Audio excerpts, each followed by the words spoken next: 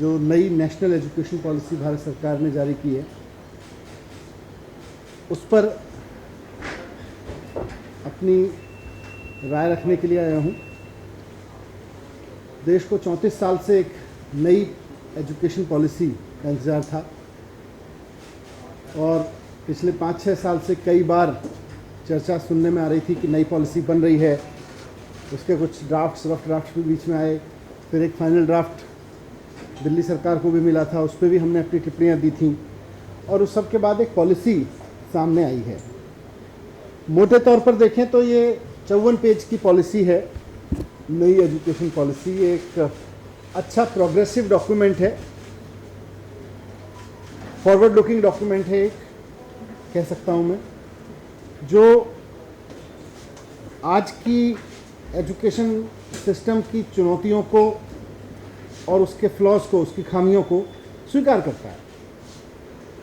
आज हमारी शिक्षा व्यवस्था में क्या खामियां हैं, क्या चुनौतियां हैं, उसको स्वीकार करता है और उसके बेस पर क्या होना चाहिए, ज़रूरत क्या है, उस पर बात करता है। लेकिन इसकी सबसे बड़ी समस्या इसकी यह है कि इसकी दो बड़ी समस्याएं हैं। पहले तो ये पुरानी समझ और पुरानी जो एजुकेशन की परंपराएं चली आ रही हैं, उनके दबाव से मुक्त नहीं हो पाया, उन्हीं के बोझ से दबी हुई पॉलिसी है। तो एजुकेशन के प्रति जो हमारी पुरानी समझ रही है और जो पुरानी परंपराएं रही हैं, उनसे दबी हुई पॉलिसी है ये। दूसरा, जिन सुधारों की इसमें बात की गई है, जिन ज़रूरतों की इसमें बात की गई है, उनको कैसे हासिल किया जाएगा, इस पर पॉलिसी या तो चुप है या भ्रमित है। पॉलिसी उस पर या तो कुछ नहीं कह रही है या कह रही है तो ऐसा कह रही है जिससे समझ में आ रहा है कि कुछ समझ में नहीं आया पॉलिसी मेकर्स को। सो इन नटसेल अगर मैं कहूँ तो basic principles are good, but implementation कैसे होगा इस पर पॉलिसी चुप है। भविष्य की ज़रूरतों को अच्छे से रखती है, लेकिन आज की व्यवस्था को भविष्य की ज़रूरतों तक लेकर कैसे जाएंगे, इस पर पॉलिसी चुप है। तो मैं पहले कुछ ऐसी चीज़ें रख रहा हूँ इस पॉलिसी की जो मेरी राय में अच्छी हैं और होनी चाहिए। सबसे पहली और सबसे इम्पोर्टेंट चीज़ जो इस पॉलिसी के, कल खबर भी मिली मुझे जब आप लोगों ने न्यूज़ देनी शुरू की और मैंने भी इसको पढ़ा, इसमें डिसीजन लिया गया है कि HRD मिनिस्ट्री का नाम बदलकर एजुकेशन मिनिस्ट्री कर दिया जाएगा। ये अच्छी बात है, ये बहुत अच्छी बात है और मैं पिछले 5-6 साल में कम से कम 100 मरतबा इस बात को कह चुका हूँ कि शिक्षा देने का काम मानव संसाधन विकास का काम नहीं है। मानव संसाधन केवल टूल विकसित करने का काम है, शिक्षा एक अलग काम है और शिक्षा का काम हम शिक्षा के रूप में करें, मानव संसाधन उसका एक हिस्सा है। तो अच्छी बात है कि हम शिक्षा पे बात कर रहे हैं और शिक्षा मंत्रालय हमारे देश में होगा, ये अच्छी बात है। लेकिन मैंने जब ये बातें कही थी कि मानव संसाधन विकास मंत्रालय से हमें शिक्षा का काम नहीं लेना चाहिए, शिक्षा मंत्रालय से मानव संसाधन का थोड़ा सा काम लेना चाहिए और बाकी शिक्षा के काम करने चाहिए, तो उस वक्त ये भी कहा था नाम बदलने से कुछ नहीं होगा, उसकी पूरी की पूरी तासीर बदलनी पड़ेगी डिपार्टमेंट की, खाली नाम बदलने से कुछ नहीं होने वाला है। लेकिन इस पॉलिसी में तो दिख रहा है नाम ही बदल रहा है, काम हम अभी भी संसाधन विकास का ही करेंगे। पर फिर भी कुछ अच्छी चीज़ इसमें है, जैसे अर्ली चाइल्डहुड एजुकेशन को इसमें पहली बार मेन फ्रेम में लाने की बात कही गई है। अर्ली चाइल्डहुड एजुकेशन का मतलब 3 साल से 6 साल की उम्र के बच्चे, दुनिया के बहुत सारे देशों ने ये स्टडी की है कि 3 से 6 साल के उम्र के जिन बच्चों को अच्छी एजुकेशन मिलती है, सही समय पे सही गाइडेंस, सही नर्चरिंग मिलती है, वो आगे जाके इंटेलेक्चुअली, फाइनेंशियली अच्छा परफॉर्म करते हैं। ये दुनिया में बहुत सारी रिसर्च हुई है। तो अच्छी बात है कि इन्होंने इस बात को माना है कि अर्ली चाइल्डहुड को फॉर्मल एजुकेशन का हिस्सा माना जाएगा और उसमें कम्युनिटी एंगेजमेंट किया जाएगा, ये भी अच्छी बात है। दूसरी अच्छी बात इसमें यह है कि मिड डे मील के साथ साथ इसमें जिक्र किया गया है कि बच्चों को ब्रेकफास्ट भी दिया जाना चाहिए, अच्छी बात है। एक कोर्स, हर एक बच्चे को आगे एजुकेशन में कोर्स चॉइस के लिए ऑप्शंस खोले गए हैं। फिजिक्स के साथ साथ बच्चा म्यूज़िक भी ले सकता है, फिजिकल एजुकेशन भी ले सकता है, म्यूज़िक लेने वाला बच्चा मैथमेटिक्स ले सकता है, ये कोर्स ऑप्शंस खोले गए हैं, ये एक अच्छी प्रोग्रेसिव बात है। बीएड को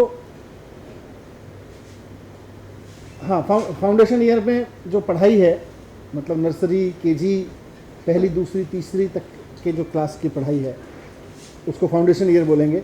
ये मदर टंग में कराई जाएगी, ये भी अच्छी बात है। इससे बच्चे की जो वो उम्र है वो बौद्धिक विकास पे ज़्यादा है, उसकी ऊर्जा खर्च होगी बच्चे की, और ये अच्छा प्रोग्रेसिव स्टेप होगा।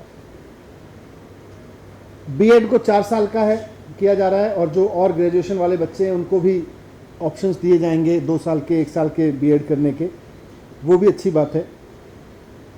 कुछ रेगुलेटरी एजेंसी राष्ट्रीय शिक्षा आयोग बनाने की बात की गई है। इस पर ये प्रयास अच्छे हैं, लेकिन इस पे, इसके फॉर्मेशन पे कंसर्न्स है मेरे, जो मैं आप आगे रखूँगा। कुछ और अच्छी बातें की गई हैं कि इंक्लूसिव एजुकेशन लानी है, इजी टू अंडरस्टैंड परीक्षाएं होनी चाहिए, प्रैक्टिकल अप्रोच होनी चाहिए। ये सारी गुडी बातें हम एजुकेशन के बारे में पहले भी करते रहे हैं, कोई नई नहीं है, लेकिन एजुकेशन पॉलिसी में इनको लाना अच्छी बात है और इस पर फिर चर्चा हो सकती है। अब मैं एक एक करके इसके कुछ क्रिटिकल पॉइंट्स की ओर आपका ध्यान दिलाना चाहता हूं, जिसकी वजह से मैंने कहा कि इसमें 2 खामियां हैं। पहली खामी यह है कि ये अपने पुरानी समझ और पुरानी परंपराओं के बोझ से दबी हुई पॉलिसी है, उससे मुक्त नहीं हो पाई है।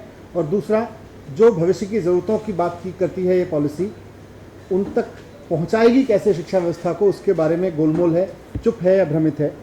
सबसे पहला पॉइंट है मेरा, मैं कहूँगा कि ये policy highly regulated poorly funded education model देती है। Highly regulated poorly funded. Highly regulated कैसे है? ये पॉलिसी कहती है कि साहब एक एजुकेशन डिपार्टमेंट होगा जो पॉलिसी मेकिंग का काम करेगा, दूसरा डायरेक्टरेट ऑफ एजुकेशन होगा जो सरकारी स्कूल की ऑपरेशंस देखेगा, तीसरा अलग से स्कूल की रेगुलेटरी अथॉरिटी होगी जो गवर्नमेंट स्कूल, प्राइवेट स्कूल्स को रेगुलेट किया करेगी, चौथा शिक्षा आयोग होगा राज्यों का, केंद्र का, उसका अपना एक अलग निदेशालय होगा, पांचवा एससीईआरटी अलग होगा, एससीईआरटी एनसीईआरटी होंगे, फिर शिक्षा का बोर्ड होगा। तो एजुकेशन डिपार्टमेंट अलग, डायरेक्टरेट ऑफ एजुकेशन अलग, रेगुलेटरी अथॉरिटी अलग, शिक्षा आयोग अलग। ये सारे ऐसा घचमच करेंगे, ये सारी एजेंसियां आपस में टकराती रहेंगी। एससीईआरटी का फिर भी काम अलग है, मैंडेट है। बोर्ड का भी हम कह सकते हैं काम एकदम परीक्षा लेना क्या है, उस पर अलग दृष्टिकोण है। पर पॉलिसी मेकिंग, गवर्नमेंट स्कूल चलाना, रेगुलेटरी अथॉरिटी, फिर शिक्षा आयोग, सलाह देना, फिर और उसका भी अपना डायरेक्टरेट होगा फुल फ्लेजेड। ये सारी एजेंसियां आपस में टकराती रहेंगी, ये लड़ती रहेंगी, इनसे एजुकेशन क्या निकल के आएगी। इसीलिए मैंने कहा हाईली रेगुलेटेड है और पुअरली फंडेड कहा मैंने पहले पॉइंट में ही। शिक्षा नीति कहती है, राष्ट्रीय शिक्षा नीति जो पेश की गई है, कल अप्रूव की गई है, कि साथ 6% जीडीपी का हमें एजुकेशन बजट पे देना चाहिए। और ये बात आज नहीं की गई, 1966 से कोठारी कमीशन के समय से इस देश में ये बात की जाती रही है कि साहब 6% जो है जीडीपी का वो हमें एजुकेशन पे खर्च करना चाहिए। आज शिक्षा नीति फिर से वही बात दोहरा रही है। पर ये होगा कैसे? 1966 से लेके आज तक हम अपने शिक्षा बजट को जीडीपी के 6% के नज़दीक नहीं ला पाए। अब कैसे ले आएंगे? इस पर एजुकेशन पॉलिसी, कोई पॉलिसी नहीं बताती। तो 66 में भी वही बात कर रहे थे, 2020 में भी यही बात कर रहे हैं। पॉलिसी कहती है कि 10% एजुकेशन पे अभी खर्च हो रहा है, इसको हम 20% लेके जाएंगे अगले 10 साल में। कैसे लेके जाओगे भाई? केवल पॉलिसी बना के? अगर कानून नहीं बनाओगे तो कैसे लेके जाओगे? अगर इस बारे में रूल्स नहीं बनेंगे, कानून नहीं बनेंगे। मैंने पहले भी जब ये बात कही थी, कहा था कि 6% ऑफ जीडीपी एजुकेशन पे खर्च किया जाएगा। केंद्र सरकार और राज्य सरकार द्वारा इस बात का कानून बनाना पड़ेगा। जब तक कानून नहीं बनाएंगे, कोई राज्य सरकार, कोई केंद्र सरकार, कोई इक्का दुक्का कर ले, राष्ट्रीय स्तर पे तो कोई नहीं होने वाला। कैसे होएगा? कौन 6% पे लेके जाएगा? तो देश भर के लिए एक कानून की जरूरत है, लेकिन वो उसकी बात नहीं करती। बस ये पॉलिसी में कहती है साहब 1966 से पॉलिसी चली आ रही है, आज तक तो 4% भी नहीं हुआ, 5% भी नहीं हुआ, 3% पे खड़े हैं हम। तो अब कैसे जाएंगे? इस पे पॉलिसी चुप है। दूसरा, पॉलिसी में फंडिंग को लेके सीधी बात नहीं आती कहीं भी। पॉलिसी एक जगह कहती है कि नर्सरी से 12वीं तक, अभी जो आरटीआई में पहली से 8वीं तक की एजुकेशन फ्री है, कंपलसरी फ्री एजुकेशन है, उसको कहती है नर्सरी से 12वीं तक फ्री कंपलसरी एजुकेशन होनी चाहिए। पर पॉलिसी कहती है कैसे होगी इसको आगे जाके एग्जामिन करेंगे। अरे 34 साल बाद पॉलिसी लेके आए, 6 साल आपने पॉलिसी बनाने में लगा दिए, अभी भी आप लिख के दे रहे हो कि हम इसको एग्जामिन करेंगे कैसे होगा। फिर कर क्या रहे थे 6 साल से? अगर आप यही नहीं बता पाए कि 6 साल बाद या 34 साल बाद सरकार मिला के, तो भारतीय जनता पार्टी की पूरी लीडरशिप कर क्या रही थी इस पर? तो ये एजुकेशन की एक बड़ी समस्या है फंडिंग, और उस फंडिंग के बारे में कोई सॉल्यूशन ये पॉलिसी नहीं दे रही है। आज एजुकेशन फंडिंग की कमी का रोना रो रही है। तो ये एक बड़ा प्रॉब्लम है, इसलिए मैंने इसको कहा कि हाईली रेगुलेटेड पुअरली फंडेड है। कई सारे आयोग, कमेटी, फलाना ढिमका, और उसके बाद में कुछ नहीं। अब कुछ और प्रस्ताव है, जैसे मैंने कहा अर्ली चाइल्डहुड केयर अच्छा है, 3 से 6 साल तक मेन फ्रेम में लाना, लेकिन इसमें भी प्रॉब्लम यह है कि ये 2 मॉडल दे रहा है जो अभी एग्जिस्टिंग है। एक मॉडल है आंगनवाड़ी का मॉडल, वहाँ भी अर्ली चाइल्डहुड केयर की जाएगी। दूसरा है प्री प्राइमरी का मॉडल, नर्सरी, केजी वगैरह स्कूल हैं। कहने को तो कहती है पॉलिसी की साहब समान एजुकेशन दी जाएगी, लेकिन मुझे ये बताइए कि एक बच्चा आंगनवाड़ी में जा रहा है और एक डीपीएस के प्री प्राइमरी में जा रहा है, दोनों को समान एजुकेशन कैसे मिल जाएगी? समान एजुकेशन मिल ही नहीं सकती। एक को आंगनवाड़ी वर्कर पढ़ा रही है, एक को बहुत क्वालिफाइड प्री क्वालिफाइड टीचर पढ़ा रही है, तो दोनों जाने वाले बच्चों को एक स्तर की एजुकेशन की बात तो कर रही है, पर मॉडल में ही फेल है। एक आंगनवाड़ी का मॉडल है, एक प्री प्राइमरी का मॉडल है, और इसमें टीचर्स की कमी को पॉलिसी कहती है साहब इसमें टीचर एंगेजमेंट जो है कम्युनिटी एंगेजमेंट पे कर लेंगे। तो आज सरकारी स्कूलों में, मैं दिल्ली की भी बात कर सकता हूँ और देश भर में हम जानते हैं, सरकारी स्कूलों में पढ़ने वाले बच्चे जिस कम्युनिटी से आते हैं उसमें बहुत बड़े बच्चे, बहुत बड़ी संख्या में बच्चे फर्स्ट जनरेशन लर्नर हैं। जब फर्स्ट जनरेशन लर्नर्स हैं तो उस कम्युनिटी में ऐसे लोग कहाँ से आएंगे जो स्कूल में आके वॉलंटरी करके पढ़ा लेंगे? और गांव देहात में क्या होगा? वहाँ पे भी सरकारी स्कूलों में हम कह रहे हैं कम्युनिटी से लोग निकल के आके पढ़ाने लगेंगे। सारे स्कूलों में आप ले आओगे कम्युनिटी से लोग? तो चुप है इस पर। तो दूसरा ये, तीसरा और बहुत इंपॉर्टेंट चीज़ मैं कहना चाहता हूँ कि क्वालिटी एजुकेशन देना हर बच्चे को सरकार की जिम्मेदारी है। और हम बार बार कहते रहे कि सरकारी स्कूलों का स्तर इतना शानदार कर दो कि किसी को अपने बच्चे प्राइवेट स्कूल में भेजने ना पड़े, तब देश आगे बढ़ेगा। लेकिन ये पॉलिसी सरकारी स्कूलों को इम्प्रूव करने की अपनी जिम्मेदारी से भाग रही है। ये पॉलिसी इस पर कोई बात नहीं करती कि सरकारी स्कूल सिस्टम को देश में सुधारा जाएगा और इतना अच्छा किया जाएगा कि लोग प्राइवेट स्कूल पर डिपेंड ना करें, बल्कि इसके उलट ये पॉलिसी प्राइवेट स्कूल एजुकेशन को बढ़ावा दे रही है। इस पॉलिसी का एक कोट अनकोट मैं आपको पढ़ के सुनाना चाहता हूँ, क्योंकि ये सबसे इंपॉर्टेंट एस्पेक्ट है। ये लिख रहा है कि private philanthropic efforts for quality education will be encouraged. ये फिलैंथ्रोपिक एजुकेशन आज सारे, कोई कंपनी नहीं चलाती हमारे देश में, इसको समझने की जरूरत है इस लाइन को। एजुकेशन को जो प्राइवेट स्कूल भी हैं वो ट्रस्ट के तहत चलते हैं, तो फिलैंथ्रोपिक एफर्ट्स ही हैं सारे। तो भाषा में फिलैंथ्रोपिक एफर्ट्स हैं। आगे वो कह रहा है कि private philanthropic efforts for quality education will be encouraged, thereby affirming the public good nature of education while protecting parents and communities from usurious commercial practice। मतलब कमर्शलाइजेशन नहीं होने देंगे। ये बात तो हम पहले से भी कह रहे हैं कि साहब ट्रस्ट स्कूल चलाया करेंगी प्राइवेट स्कूल, और जो प्राइवेट स्कूल होंगे वो ट्रस्ट चलाया करेंगे, नॉन प्रॉफिट एजेंसीज होंगी, वो प्रॉफिट नहीं कमा सकेंगे। उसके बावजूद एजुकेशन का कमर्शलाइजेशन इतना हो गया उसी फिलैंथ्रोपिक मोड में कि आज देश के सुप्रीम कोर्ट को भी कहना पड़ा कि ये टीचिंग शॉप्स बनते जा रहे हैं हमारे स्कूल्स। वैसे में अगर हम अपनी पॉलिसी में ये रखेंगे private philanthropic efforts for quality education will be encouraged, मतलब आप प्राइवेट स्कूल एजुकेशन को एनकरेज करने की पॉलिसी लेके आए हो 34 साल बाद, और एक ऐसे समय में जब लोगों के जॉब्स जा रहे हैं। सारी दुनिया में जो भी प्रोग्रेसिव कंट्रीज हैं उनके मॉडल हमारे सामने हैं कि वहाँ सारे के सारा स्कूल सिस्टम सरकारी स्कूल सिस्टम पे खड़ा हुआ है।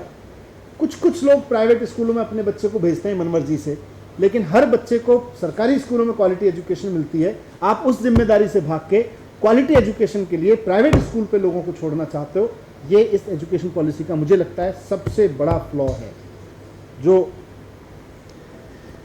इस पे इन्होंने काम नहीं किया। पांचवा पॉइंट मेरा है कि ये कहते हैं कि बीएड हम 4 साल का करेंगे, अच्छी बात है। इसका मतलब यह है कि आप फ्यूचर टीचर्स को क्वालिटी पे लाना चाहते हो। हम भी इसकी वकालत करते रहे हैं, मैंने भी भारत सरकार के साथ एजुकेशन की मीटिंग्स में इसकी मांग की है कि भाई जब आप डॉक्टर बनाने के लिए 6 साल की पढ़ाई करते हो, इंजीनियर बनाने के लिए 4 साल की पढ़ाई करते हो, एक छोटा सा मोबाइल का सॉफ्टवेयर बनाने वाला आदमी आप इंश्योर करते हो कि वो 4 साल कम से कम पढ़ के आएगा तब मोबाइल का सॉफ्टवेयर बना पाएगा, इंश्योर करते हो। तो टीचिंग के लिए, टीचर बनाने के लिए आप 4 साल की पढ़ाई करो, ये हम भी मांग करते रहे हैं, लेकिन ये फ्यूचर टीचर के लिए प्रोग्राम है, इस पर ये पॉलिसी अच्छे प्रस्ताव देती है। लेकिन आज देश के 30 करोड़ बच्चे 80 लाख टीचर्स के जरिए पढ़ रहे हैं आज हमारे स्कूलों में।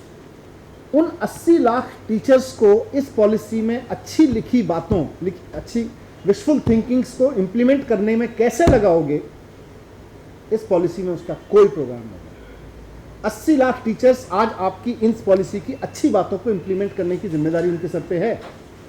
और मैं इसलिए कह रहा हूं क्योंकि 2011 में, 2009 में हमारे देश में एक प्रयोग हुआ राइट टू एजुकेशन ला के, उसमें लिखा गया कि किसी भी बच्चे को फेल नहीं किया जाएगा और कंटिन्यूस कॉम्प्रिहेंसिव इवेल्युएशन किया जाएगा, यानी कि पढ़ाई के साथ साथ उसका इवेल्युएशन होता रहेगा और फिर किसी बच्चे को फेल नहीं किया जाएगा। 2 इंपॉर्टेंट चीज़ें थी उसमें, बहुत प्रोग्रेसिव सोच के साथ की गई थी, लेकिन यही गलती वहाँ भी की गई थी। अच्छी चीज़ें सोची गई लेकिन टीचर्स की ट्रेनिंग पे काम नहीं किया गया, एग्जिस्टिंग टीचर्स की ट्रेनिंग पे काम नहीं किया गया, तो कोई कॉम्प्रिहेंसिव इवेल्युएशन नहीं हुआ, कंटिन्यूस कॉम्प्रिहेंसिव इवेल्युएशन नहीं हुआ, और अंत में नो डिटेंशन पॉलिसी एक बहुत बड़ा विलेन बन गई। एक बहुत शानदार आइडिया एक बहुत बड़े विलेन के रूप में सामने आया, जिसको पूरे देश में माहौल बना कि इसको वापस लिया जाए।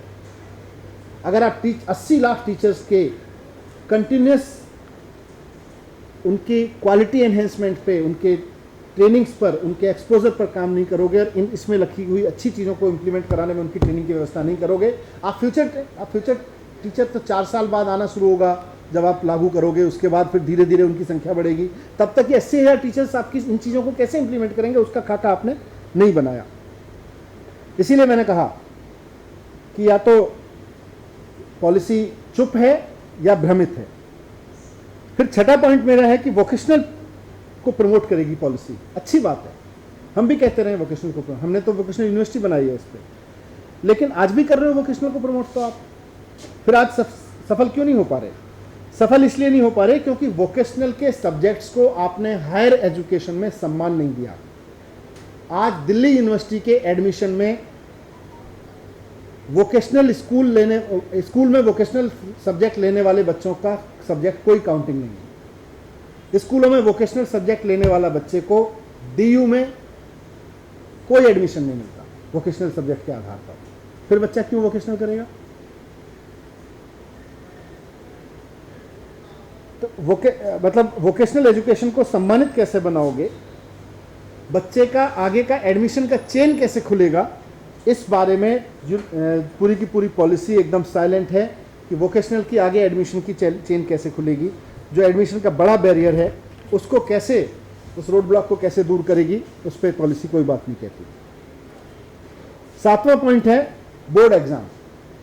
पॉलिसी कहती है कि बोर्ड एग्जाम को इजी किया जाएगा और बच्चों को 2 बार ऑप्शन दिए जाएंगे।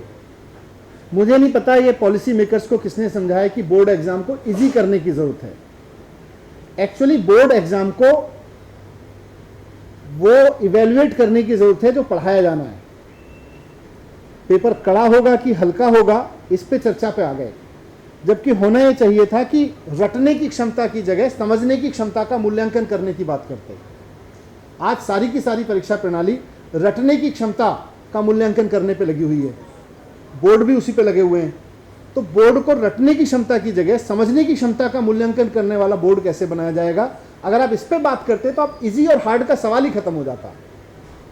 पर इसीलिए मैंने कहा था कि वो पुरानी परंपराओं और एजुकेशन की पुरानी समझ के बोझ से ग्रसित हो गई है पॉलिसी, क्योंकि पहले भी माना जाता था बोर्ड एग्जाम बहुत इंपॉर्टेंट है, साल के अंत में 3 घंटे का एक बोर्ड एग्जाम तय करेगा बच्चे ने कैसे पढ़ाई की। आज भी आप वही कह रहे हो, आप कह रहे हो उसको पेपर को थोड़ा इजी कर देंगे, बच्चा फेल हो गया दोबारा ऑप्शन दे देंगे।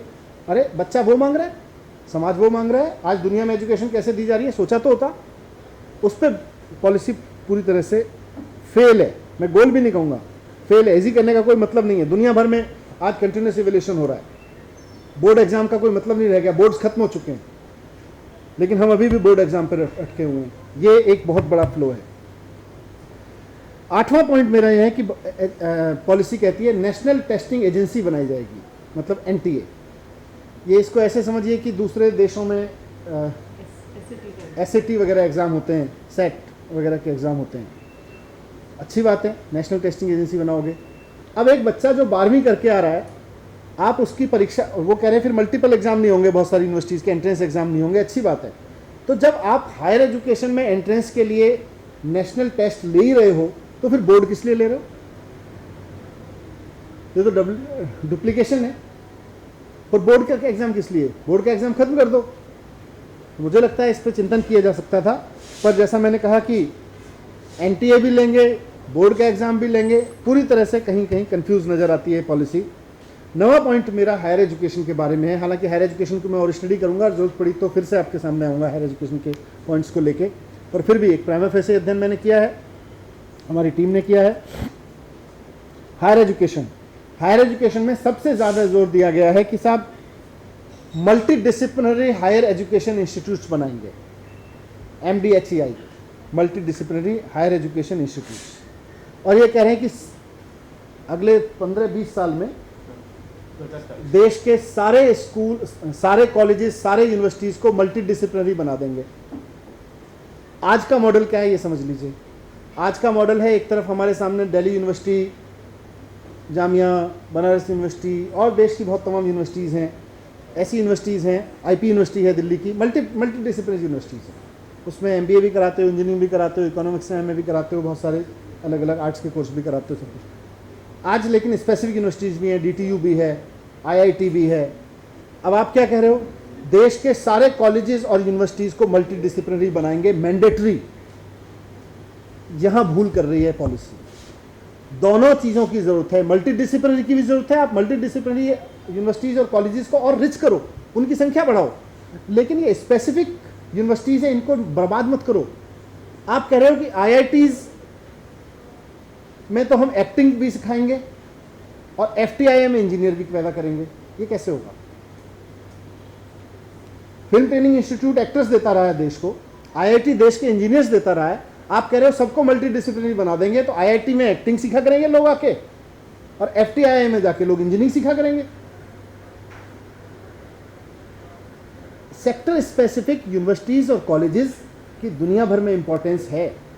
आज बर्कले का म्यूजिक कॉलेज देख लीजिए, बिजनेस कॉलेजेस देख लीजिए, MIT जैसे कॉलेजेस देख लीजिए, इकोनॉमिक्स के कॉलेजेस देख लीजिए, वो सारे सेक्टर स्पेसिफिक कॉलेजेस हैं।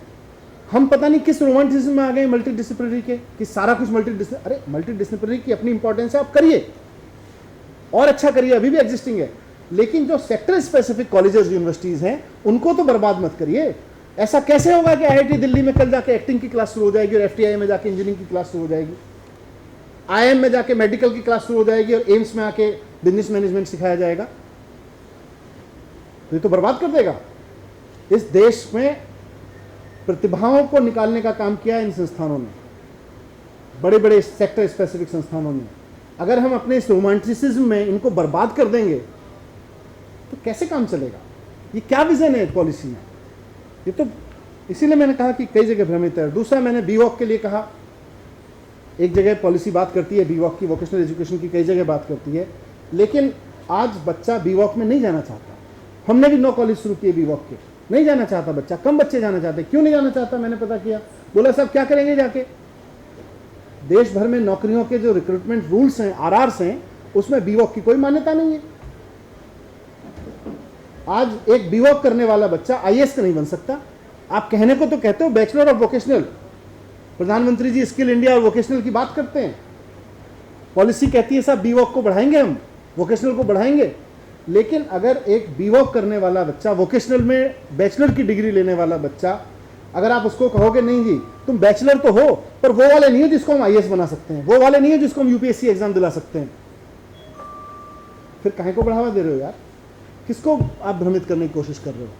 तो बी वॉक के साथ इंजस्टिस करती है, पूरी की पूरी वोकेशनल स्ट्रीम के साथ में बहुत वो करती है। आखिरी पॉइंट मेरा क्रिटिकल ये है, पूरा का पूरी पॉलिसी में स्पोर्ट्स मिसिंग है। मुझे नहीं पता क्यों, हो सकता है स्पोर्ट्स की अलग पॉलिसी बना रहे हो, लेकिन एजुकेशन पॉलिसी में स्पोर्ट्स का शामिल नहीं होना आश्चर्यजनक तथ्य था मेरे लिए, मिसिंग था। मैंने पहले भी इसका जिक्र किया था जब मैं अपने कमेंट्स देने गया था, आज भी कर रहा हूँ। मैंने आपके सामने कुछ अच्छी चीज़ें रखी, 10-11 पॉइंट्स बहुत क्रिटिकल रखे इसको लेके, जिसकी वजह से मुझे लगता है ये पॉलिसी देश को कोई दशा और दिशा नहीं दे पाएगी, देश की दिशा एजुकेशन को और कंफ्यूज करेगी और कई जगह तो और डैमेज करेगी। करना क्या है, मैं सिर्फ क्रिटिकल पॉइंट नहीं लेकर आया, मैं 3 पॉइंट आपके सामने रख रहा हूँ। पहला तो यह है कि अगर आप एजुकेशन को लेकर सीरियस हैं तो आप सबसे पहले फंडिंग को लेकर कानून बनाओ। बहुत हो गया 1966 से बात करते करते पॉलिसी में। अगर हमारे देश में फिस्कल डिफिसिट को लेकर कानून हो सकता है, अगर ये तय हो सकता है कि देश का राजकोषीय घाटा इससे कम नहीं होगा, तो फिर एजुकेशन बजट को लेकर भी कानून हो सकता है। अगर आप एजुकेशन की मतलब आप सरकार का घाटा कितना होगा इसको तय कर सकते हैं कानून बना के कि इससे नीचे का घाटा नहीं करने देंगे, तो आप एजुकेशन का बजट का कानून क्यों नहीं बना देते? इस पॉलिसी में लिखने से बजट नहीं आएगा। आपको बजट का कानून बनाना पड़ेगा कि केंद्र और राज्य सरकार सब की सब 6% ऑफ जीडीपी एजुकेशन बजट पे कम से कम खर्च करेंगी। ये मैंडेटरी होगा देश में। जब तक ये कानून नहीं बनाओगे, इस पॉलिसी में लिखी हुई बातें ख्याली पुलाव हैं। मिड डे मील के लिए पैसा कहाँ से लाओगे? इतने सारे टीचर्स के लिए रिक्रूटमेंट कहाँ से करोगे? ऐसा ही नहीं है आपके पास में। दूसरा, एग्जिस्टिंग जो टीचर्स हैं उनको नेशनल इंटरनेशनल लेवल की ट्रेनिंग दिलवाइए। जब तक आप अपनी 80 लाख टीचर्स को इग्नोर करते रहोगे, उसको इंजस्टिस करते रहोगे उसके साथ, उसको आप नए टीचर्स के लिए अच्छी ट्रेनिंग कराइए, अच्छे बीएड प्रोग्राम चलाइए, लेकिन एग्जिस्टिंग टीचर को दुनिया दिखाइए, उसको दुनिया का एजुकेशन सिस्टम दिखाइए, देश के अच्छे एजुकेशन सिस्टम दिखाइए, उस पर पैसा खर्च करिए, उसको प्रायोरिटी दीजिए।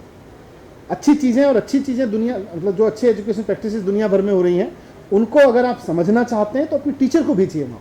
हमने दिल्ली में प्रयोग सफलतापूर्वक किया और चल रहा है, तो आप उसको पॉलिसी में प्रायोरिटी देनी पड़ेगी। और तीसरा और आखिरी पॉइंट जो मैं मेरे सजेशंस में है कि ये ओवर रेगुलेशन के मोह माया से बाहर निकलिए। हम ये कमीशन बना देंगे, ये डिपार्टमेंट बना देंगे, ये डायरेक्टरेट बना देंगे, वो कमेटी बना देंगे और फिर वो कमेटी बैठ कर एग्जामिन करेगी, वो कमेटी बैठ के तय करती रहेगी, इससे नहीं चलेगा। टीचर्स को स्वायत्तता दो, स्कूल इंस्पेक्टर से और उनकी ट्रेनिंग इतनी बढ़िया कर दो कि उसको स्कूल इंस्पेक्टर की जरूरत ही ना पड़े, स्कूल इंस्पेक्शन सिस्टम खत्म कर दो। अच्छा होता कि आज हम जब 2020 में खड़े हैं, हम खड़े होकर कह रहे होते हमने अपनी एजुकेशन पॉलिसी में लिखा है कि सरकारी स्कूल सिस्टम बहुत बढ़िया चलाएंगे हम, और हम स्कूल इंस्पेक्टर सिस्टम खत्म कर देंगे, ट्रेनिंग सिस्टम इतना अच्छा कर देंगे, फंड इतना लेके आ जाएंगे। प्रोफेशनल्स को जगह दो एजुकेशन सिस्टम में और उनको पैरेलल सिस्टम्स में मत खड़ा करो। एक आयोग बन जाएगा, एक ये बन जाएगा, तो ये मतलब फंड्स सुनिश्चित करो, टीचर्स की शानदार ट्रेनिंग सुनिश्चित करो और ओवर रेगुलेशन खत्म करो। ये इस पॉलिसी में होने चाहिए थे, वो तीनों नहीं है। अभी भी वक्त है, मैं रिक्वेस्ट करूंगा केंद्र सरकार से भी और उनको लिखूंगा भी कि आप इसको ठीक कर लीजिए। ये अगले 20, 25, 30 साल के लिए पॉलिसी बन रही है।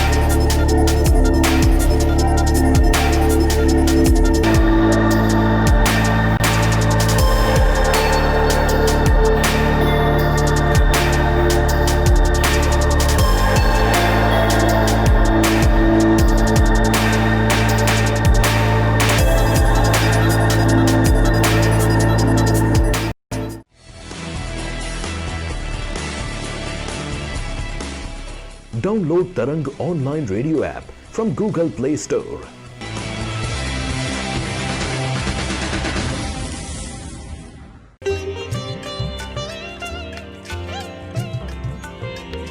You are listening to Tarang Devotional Online Radio.